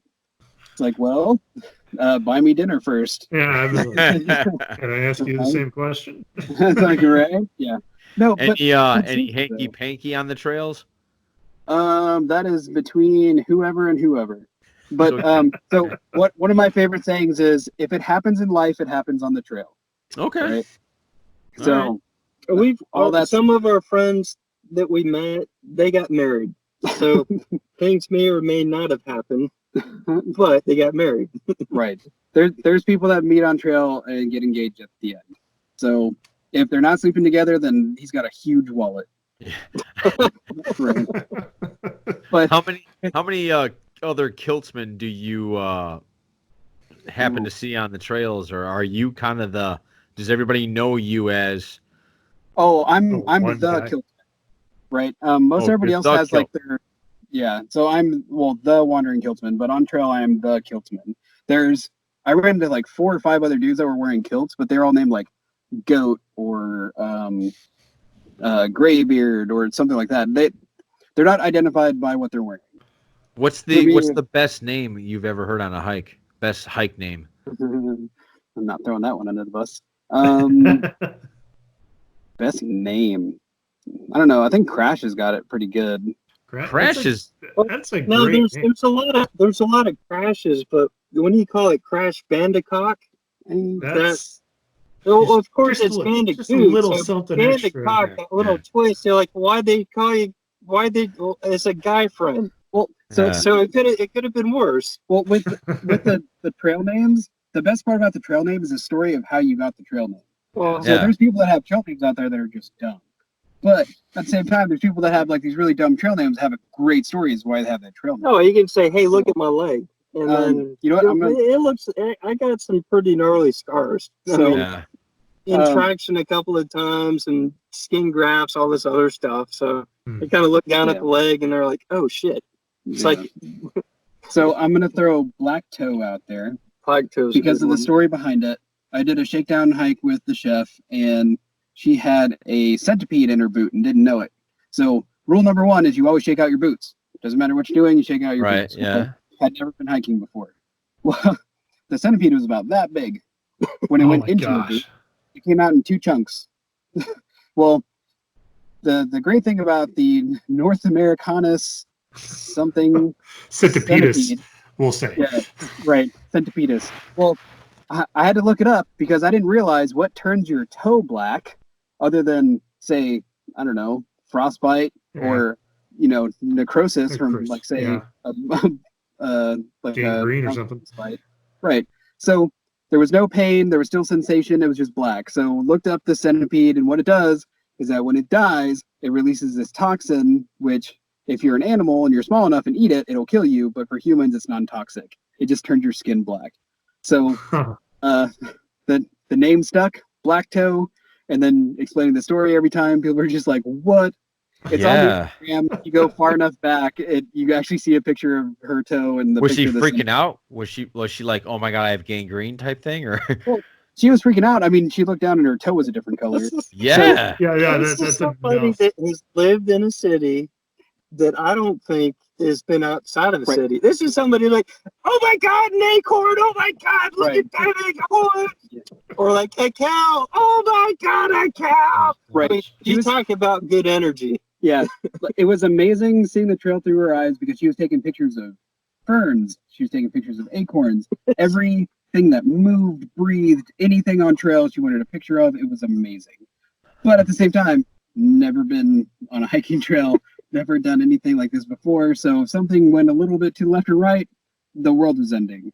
So it was one of those, it's like, hey, it's really cool to see all the cool stuff, but at the same time, no, it's not that bad. I promise we'll get back going.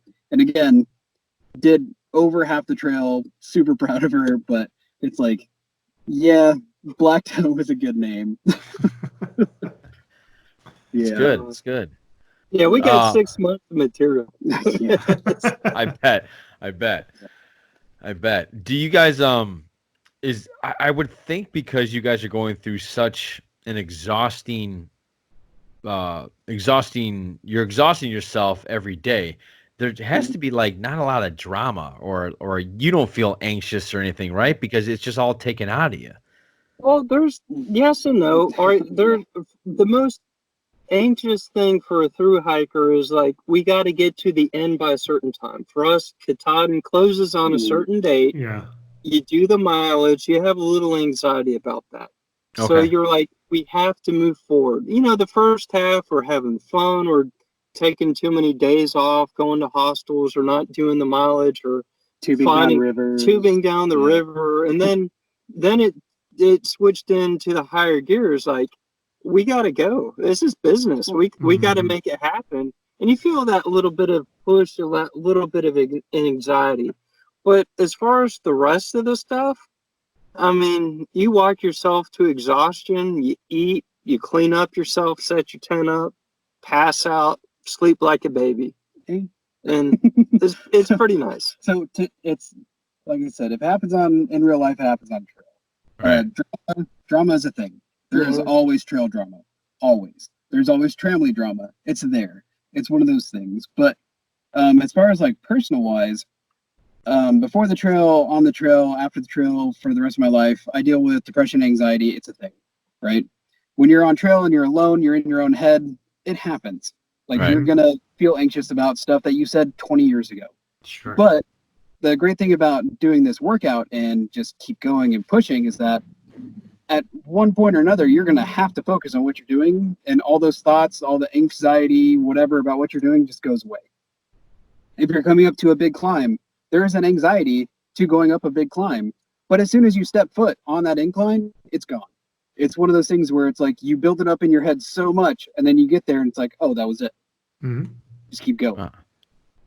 Do you find yourself you're more in the moment on a trail than you're like in your head? Do you know what I mean by that? Do you find yourself yes, it depends on where you're at, like on what level you're at. Right. Yeah. So if you're dying, like you're pushing as hard as you can, then you just feel out of shape, or like you're feeling sick at the moment, like you're in your head, right? Yeah. Or if you're dying just enough, you're definitely not in your head. You're thinking about your foot that hurts or whatever. Yeah, now that is something, and that gets in if you don't have that support group or you're by yourself. I did have a few injuries that I'm remembering now that you're thinking about it and you're like, I have to stay on this trail. I'm not going to abandon the trail, but you have to make it to the end. You're pushing you have to get your mileage in. So they have a saying, no pain, no rain, no main. So you're gonna walk in the rain, you're gonna have some injuries, but if you don't push through it, you're not gonna make it to the end. Okay, gotcha. So there's a few times where I did have to take some time off, or we call it 0 day. It's like when you get somewhere and you don't do anything for the day. There's no mileage. I hate 0 days. So 0 day. So I had to do like a 0 day late in the game, and to get to that 0, I had to walk with like a pulled muscle, and I didn't know if it was going to aggravate or because of my injury, if it was going to mess something up. And that was high drama for me. That was a lot of anxiety, and what I pretty much said, the hell with it, I'm going to do it anyhow. So I took a day off and just muscled through it and recovered on trail. But yeah, you do have anxieties. You do have things like that you have to push through. And that's everybody on that trail had something like that happen to them, I'm sure. Right. Well, and then you can take that anxiety and you can turn it into a positive. You can use that nervous energy and push yourself just a little bit farther, a little bit faster. And then you get through what it is that you're nervous energy about. And then you feel really good. Like, hey, we got to climb 7,000 feet in 7 miles. And this is going to be something that we have to do. And you get up to that. Wow, really? Someone's having a party. Yeah, I know. But you get to the top of this climb, and like it's just nervous energy the entire time. Like, how long is this going to take? And then you get to the top, and it's like, oh, well, now I'm going downhill. That wasn't as bad as I thought it was. Look at this view. And then that anxiety's just gone. The views do it. You're like, you get to the top of one hell of a butt-kicking climb, you turn around and you see the view. It's just that much sweeter. You're like, Yeah, I'm sure. holy shit! Look, I mean, the views are incredibly beautiful, Mhm. and Yeah. you've had to work really hard to get to that view.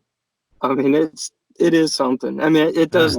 It makes it worth it. I mean, you can have some bad days on trail. Maybe something you ate's not agreeing with you, and you struggle, or maybe you didn't drink enough water, or you Mhm. didn't do the Right. logistics quite right, and you're a little Right. low on water, and you get a little bit low on water, and your performance suffers immediately. Or you didn't, Yeah. Sure. it was a little bit hot that morning. You didn't quite eat enough breakfast. You're going to suffer a little bit. Right. So you get up to the top of a mountain, it goes away. You're like, yeah, okay, I'm better. Yeah. Drink, I'm good. Well, so it's about the goal, but it is really about the journey. Yeah. Absolutely. Yeah. Yeah. So, as you're kind of going through the trail stuff, and we brought up the film company before, when can we see? I mean, do you have plans to release like your film? Like, what's your timeline on that? Okay, so the YouTube videos, there are some that are up already. Okay. Big snafu for the Appalachian Trail is a lot of footage got lost, Ooh. which kind of sucks because I'm gonna probably have to go back and shoot it again. The Florida Trail stuff. I just uploaded a ton of footage for the Florida Trail. The CDT, I'm basically be doing the same thing. I finally got the setup dialed down to where it works, and I know that the team is working on the second half of the Appalachian Trail stuff. That what they do have, because I shot a lot on my camera. It's going to be very vlog style, which I'm not a huge fan of, but it works. And that should be coming out soonish. I'm not 100% sure, because the great thing about what I do is I shoot the video, I shoot the pictures, I send it off, and then I don't have to look at it or hear it ever again because I hate hearing it myself. Right. And then, yeah, no, it's. And YouTube is your preferred format there. What's that? YouTube is going to be your format, like that's going to be the way to get it. Yeah, so YouTube for the video for sure. A lot of the pictures that I take, it's mostly Instagram. It also shares to the Facebook page. Sure. There is a website. If you don't want to go to YouTube, go to thewanderingkiltsman.com. You can watch all the videos on there. And then, yeah, if we do a long form documentary type style, it'll probably come out on the website. Very cool. Cool. Very nice. Anything else, Greg? You got something? No, we've had you guys for about an hour 45 here sitting. Yeah, you guys are probably hungry. You want to go, well, especially you. You're not so much you, Crash. You're just driving, Crash. You're doing shit today, man. So let me set the record straight. So I'm gonna drop my car off at my friend's house in Orlando. We're gonna enjoy some steaks here when we get to his house. Yeah. And then I'm gonna get dumped onto the trail, and he's gonna kick my ass until I get into shape. Yeah, I got 670 miles. I'm gonna run him ragged, and then He's we're gonna gonna start hurt the me. CDT. The pain is coming. Yeah. Yeah, but no water and alligators, right? Oh, absolutely, water and alligators. Good. This trail is all water and alligators. No, the best part about all of this is the Florida Trail was his idea. He's like, "Hey, man, come on down. We'll do this trail. It's wintertime. It's in between." It's like, "Yeah, sure, man. Cool." I get down here and he's like, "Hey, I got to hang out and do this stuff." It's like, okay, so I guess I'm starting this trail. So I drove me to the So he trail. drove me to the trail. There's all the alligators. Don't let them bite you. I'll see you soon. Like, good luck. And then it's been a month, and now he's getting on trail. Like a good hiking partner. It always takes a month. That's good. Yeah. Crash. Well, yeah, I don't know if you're on social media. Where can people find you, Crash? I guess he'll put a link or something like that on his videos or his social media, and we'll get up and going like that. Yeah, we'll tag. Crash is going to be adding to the Wandering Kiltsman blog, right? Because he owes me. So you'll be able to find him on thewanderingkiltsman.com on the Wander blog. Very cool. Yeah. Thank you very much. I look forward to watching you guys do this. I just can't believe you're going through swamps. That doesn't make sense to me. But hey, I give you a lot of kudos. I think it's great what you guys are doing. And we'll keep our eye on for you. So we thank you appreciate so having much. us on. Thank you for so much for sitting in the car and chatting with two guys Yeah. from the Midwest who wanted to know about hiking. So, Yeah. Absolutely. Greg, you got anything to say? No, that's pretty much it. Thanks you guys so much for coming on. I've been a fan for about a year. I'm looking forward to the next year and everything else you got coming out. So Yeah. Thanks, guys. So we'll put all the links below where they can find you if you guys are interested in following his journey as much as Greg and I are. That's it. So from everybody out there, I just wanted to say thank you very much. Johnny and the Greg podcast out, man. yeah. All right. Cheers. Thanks, Cheers. guys. Happy trails.